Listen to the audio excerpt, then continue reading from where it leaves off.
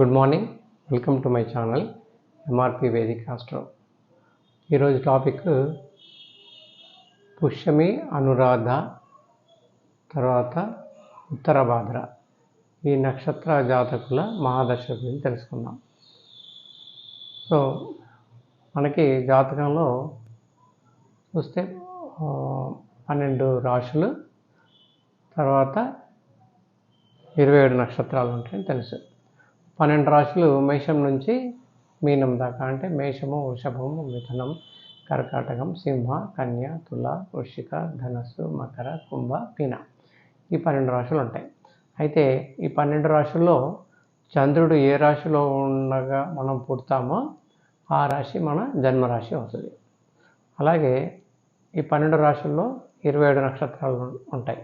Okay, so 27 నక్షత్రాలు అంటే అశ్విని, మేషరాశిలో అశ్విని నుంచి మొదలు పెడితే మీనంలో రేవతి వరకు 27 నక్షత్రాలు ఉంటాయి, 27 నక్షత్రాలు. సో అలాగే చంద్రుడు మనం పుట్టినప్పుడు ఏ నక్షత్రంలో అయితే ఉంటుందో ఆ నక్షత్రం మన జన్మ నక్షత్రం అవుతుంది. ఓకే, అయితే ఈరోజు మనము పుష్యమి, అనురాధ, ఉత్తరభాద్ర ఈ 3 నక్షత్రాల్లో పుట్టిన వాళ్ళకి స్టార్టింగ్ మహాదశ ఏంటిదని తెలుసుకుందాం. ఓకే, సో పుష్యమి, అనురాధ, ఉత్తరభాద్ర ఈ 3 నక్షత్రాలకి అధిపతి వచ్చేసి శని.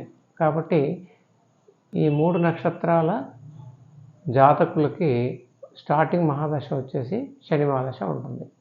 అది మ్యాక్సిమము 19 years ఉంటుంది, అంటే దాని డిగ్రీస్ని బట్టి. సో సపోజ్ పుష్యమి నక్షత్రం ఎక్కడ ఉంటుంది? కర్కాటకంలో ఉంటుంది. అనురాధ నక్షత్రం వృశ్చిక రాశిలో ఉంటుంది. ఉత్తరభాద్ర మీన రాశిలో ఉంటుంది. సో ఈ కర్కాటకంలో చంద్రుడు 3 degrees 20 minutes నుంచి 16 degrees 40 minutes వరకు చంద్రుడు ఉండగా పుట్టిన వాళ్ళకి పుష్యమి నక్షత్రం ఉంటుంది అన్నట్టు. అలాగే అనురాధ కూడా వృశ్చికంలో సేమ్, ఉత్తరభాద్ర మీన రాశిలో ఉంటుంది అన్నట్టు. సో ఈ నక్షత్రంలో పుట్టిన వాళ్ళకి స్టార్టింగ్ మహాదశ వచ్చేసి శని మహాదశ ఉంటుంది. ఓకే, అయితే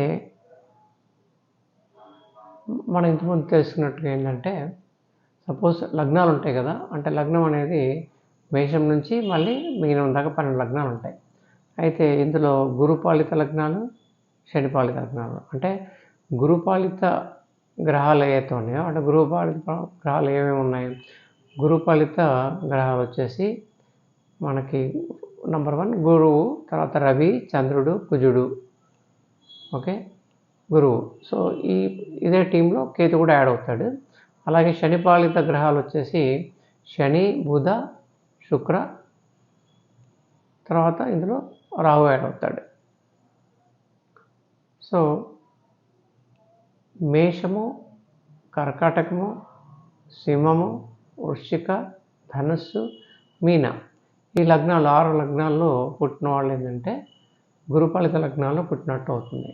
అలాగే వృషభము, మిథునము, కన్య, తుల, మకర, కుంభ ఈ లగ్నాల్లో పుట్టిన వాళ్ళకి శనిపాలిత లగ్నాలు అవుతాయి. సో ఎప్పుడైనా కానీ మనకి 159 లాట్స్, అంటే సపోజ్ మేష లగ్నం అనుకోండి. మేష లగ్నం అంటే మేష లగ్నానికి అధిపతి ఎవరు? కుజుడు. సో మొదటి రాశి జన్మరాశి కదా ఇది, సారీ జన్మ లగ్నం ఇది. సో ఇది ఫస్ట్ లార్డే. సో ఎప్పుడైనా కానీ ఈ ఫస్ట్ లార్డు, 5th లార్డు సింహం, 5th హౌస్ ఏమవుతుంది? సింహం అవుతుంది, అంటే రవి. తర్వాత 9th హౌస్ వచ్చేసి ధనస్సు, అంటే గురువు.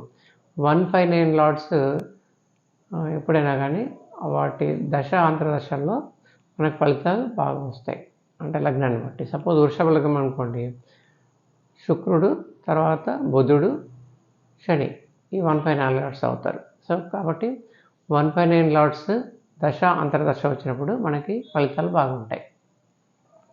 సో ఆ ప్రిన్సిపల్ బేస్ తీసుకొని మనం చూస్తే ఈ పుష్యమి, అనురాధ, ఉత్తరాభాద్ర నక్షత్ర జాతకులకి స్టార్టింగ్ మహాదశ వచ్చేది శని కాబట్టి వాళ్ళకి సపోజ్ శని పాలిత లగ్నం అయిందనుకోండి, సో న్యాచురల్గా బాగానే ఉండే ఛాన్సెస్ ఉంటుంది. దాని తర్వాత నెక్స్ట్ బుధ మహాదశ వస్తుంది, అది 17 సంవత్సరాలు ఉంటుంది. సో 36 ఇయర్స్ మ్యాక్సిమం వరకు బాగానే ఉంటుంది. దాని తర్వాత కేతు మహాదశ వస్తుంది, అది 7 ఇయర్స్ ఉంటుంది, 36 to 43 ఇయర్స్. సో ఈ 7 ఇయర్స్ ఖచ్చితంగా, ఎందుకంటే కేతు శనిపాలిత లగ్నాలకి పాపి కాబట్టి కేతు ఖచ్చితంగా ఈ 7 ఇయర్స్ చాలా కష్టపడతాడు. ఆ 7 ఇయర్స్ గ్యాప్లో బై ఛాన్స్ సపోజ్ ఏలినాటి శని కూడా వచ్చిందనుకోండి, ఇంకా చాలా ఎక్కువ కష్టాలు ఉంటాయి అన్నట్టు. సో ఇది ఈ 7 ఇయర్స్ సప్త సముద్రాలు దాటినంత కష్టాలు ఉండొచ్చు. అది దాటి మనం వచ్చామంటే శుక్ర మహాదశ వస్తుంది, అది 20 ఇయర్స్, అది బాగుంటుంది. దాని తర్వాత రవి మహాదశ 6 ఇయర్స్ ఉంటుంది, అది ఓకే. దాని పొజిషన్ బట్టి, ఎందుకంటే ఈ లగ్నాన్ని శనిపాలిత లగ్నానికి రవి పాపి కాబట్టి అంత బాగా యోగించకపోవచ్చు, బట్ ఆ ఉండే ప్లేస్మెంట్ని బట్టి ఏ నక్షత్రం ఉన్నాడు దాన్ని బట్టి ఫలితాలు ఇచ్చే ఛాన్సెస్ ఉంటాయి. అలాగే చంద్రుడు కూడా శనిపాలిత లగ్నానికి పాపి కాబట్టి ఫలితము ఎలా ఇస్తాడో చెప్పలేము, ఎందుకంటే అదే చంద్రుడు ఎక్కడ ఉన్నాడు, ఏ నక్షత్రం ఉన్నాడు దాన్ని బట్టి ఉంటుంది. దాని తర్వాత కుజ మహాదశ 7 ఇయర్స్ ఉంటుంది. ఈ కుజుడు కూడా శని పాలిత లగ్నాలకి పాపి. సో రాహు తర్వాత వచ్చేసి రాహు ఈజ్ లైక్ శని కాబట్టి రాహు ఈజ్ బై డిఫాల్ట్ మంచి ఫలితాలు ఇచ్చే ఛాన్సెస్ ఉంటాయి శని పాలిత లగ్నాలకి, but depends where is placed. తర్వాత గురువు వస్తాడు, గురువు వచ్చేసి నార్మల్గా శుభుడు కాబట్టి ఆ ఫలితాలు బాగానే ఉండొచ్చు. ఓకే, అదే గురుపాలిత లగ్నాలు అనుకోండి, అంటే ఈ నక్షత్ర జాతకులకి గురుపాలిత లగ్నం అయిందనుకోండి, అంటే మేషము, కర్కాటకము, సింహము, వృశ్చికం, ధనస్సు, మీన లగ్నాల్లో పుట్టాడు అనుకోండి ఈ నక్షత్ర జాతకులు. సో స్టార్టింగ్ వాళ్ళకి ఏముంటుంది, శని ఉంటుంది. శని యాక్చువల్లీ ఈ లగ్నాలకి పాపి కాబట్టి ఫలితాలు అంత బాగా ఇచ్చే ఛాన్సెస్ లేవు. ఓకే, దాని తర్వాత బుధ మహాదశ 17 సంవత్సరాలు, సో అప్పుడు కూడా అంత బాగా ఉండకపోవచ్చు. కేతు కూడా బాగా ఉండదు. శుక్రుడు బై నేచర్ ఈజ్ గుడ్ కాబట్టి అప్పటి నుంచి కొద్దిగా బాగుండే ఛాన్సెస్ ఉంటాయి, అంటే అప్పటికి 40 సంవత్సరాలు అయిపోతాయి. దాని తర్వాత మళ్ళీ బాగానే ఉంటుంది. రవి, చంద్ర, కుజ కూడా బాగానే ఉంటుంది వీళ్ళకి. సో ఈ నక్షత్ర జాతకులకి ఏంటంటే 2 ఆప్షన్స్. సపోజ్ గురుపాలిత లగ్నం అయిందనుకోండి, వాళ్ళకి 40 ఇయర్స్ ఏజ్ నుంచి చాలా బాగా ఉండే ఛాన్సెస్ ఉంటాయి. శనిపాలిత లగ్నాలు అంటే పుట్టినప్పటి నుంచి కూడా బాగానే ఉండొచ్చు, బట్ మధ్యలో 7 ఇయర్స్ గ్యాప్ చాలా కష్టాలు పెట్టే ఛాన్స్ ఉంటుంది కేతు మహాదశ. Okay, thank you for watching the video.